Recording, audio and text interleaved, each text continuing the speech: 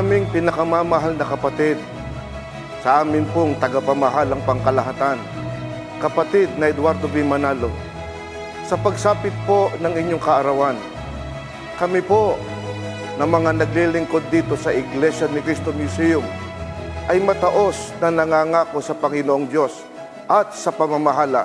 Sisikapin po namin na laging maging epektibo sa pagtupad ng aming tungkulin. At patuloy po kami magtataglay ng determinasyon at magpupunyagi na maging kapaki-pakinabang alang-alang po sa kapakanan ng Iglesia.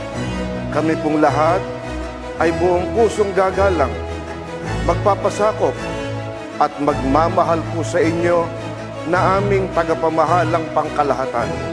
Kapatid na Eduardo B. Manalo, happy birthday po! Mahal na mahal po namin kayo!